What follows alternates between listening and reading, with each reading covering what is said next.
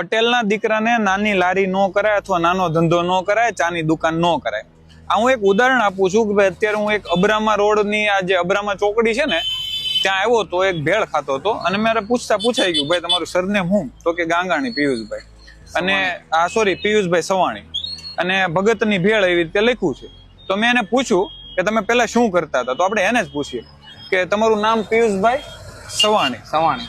પિયુષભાઈ સવાણી નામ છે અને તમે પેલા શું બિઝનેસ કરતા હતા ભેળની? પેલા ડાયમંડમાં હતો. ઓકે.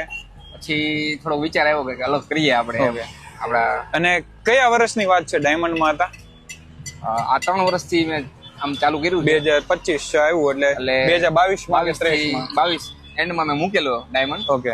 આ 2 વર્ષથી 2.5 વર્ષથી આ 3જું વર્ષ છે. મતલબ 2.5 વર્ષથી આ ભેળની લારી છે કે રોડ ઉપર કોઈ દુકાન નથી. જોઈ લેજો કે ભાઈ આ અબ્રામા ચોકડીની ઉપર ભેળની લારી છે. અને તમારા મેરેજ થઈ ગયા છે? હા, મેરેજ થઈ ગયા. ઓકે, મેરેજ થઈ ગયા છે. એ મેરેજ પછી તમે લારી કરી કે પહેલા લારી કરી? પછી કરી. પછી કરી.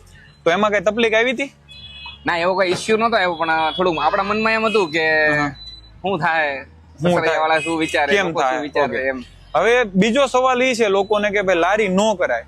તમને આ કોઈ કે તો સંભળાયું તો હશે ને કે નહોતું સંભળાયું કોઈ એમ લારી નો કરાય એવું કેવા વાળા હતા? ઓકે, શરૂઆતમાં. ઓકે, ભાઈ આવું ક્યાં કરી નાખ્યું એમ. હું એવું હવે નથી વાંધો નથી આવતો. હવે બીજો છેલ્લો સવાલ એ છે કે મારો કે તમે જે હીરામાં કમાતા હતા એટલું કમાવશો કે એનાથી કેટલું વધારે કમાવશો કે ઓછું કમાવશો?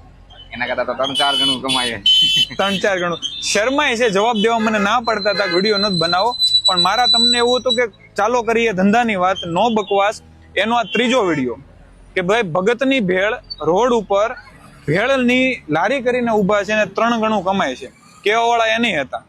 એટલે મારું ખાલી કહેવાનું એટલું છે, તમે એવું નથી કહેતો કે લારી કરો, રોડ ઉપર કરો, નાની દુકાન કરો, ચાની લારી કરો, પંચરની દુકાન કરો, અથવા બીજા કોઈ ખાણીપીણીનો ધંધો કરો, વડાપાવનો ધંધો કરો, પણ કંઈક કરો. ઘરે બેસીને નકરું બસ કંઈક કરવું છે, રોદડા રો, એની કરતા કંઈક નાનો ધંધો કરો. પંચરની દુકાન કરીશું ને તોય ચાલશે, કેમ કે ગાડી ચાલશે ને એટલે પંચર પડવાનું છે.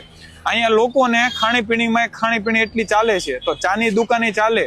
હવે તમે એમ કહેશો ઈ ધંધો ન કરાય અને પટેલના દીકરા ન કરે, તો આ લાઈવ ઉદાહરણ, આની જેવા 3-4 ઉદાહરણ મારી પાસે છે. અહીંયા જ આગળ એક ભાઈ પટેલના ટેમ્પો લઈને ઉભા છે અને એ ઢોસા બનાવે છે ટેમ્પામાં. એક ભગવાનનગર પાસે જગત નાકા ત્યાં પટેલના દીકરા અક્ષર ભેળ કરીને છે, એ પણ પટેલના દીકરા છે અને લારી લઈને ઉભા છે. તો તમારે શું કરવું છે તમે વિચારી લેજો. ચાલો મળીએ એક બીજા વિડીયોમાં, એમાં પણ કરશું ધંધાની વાત.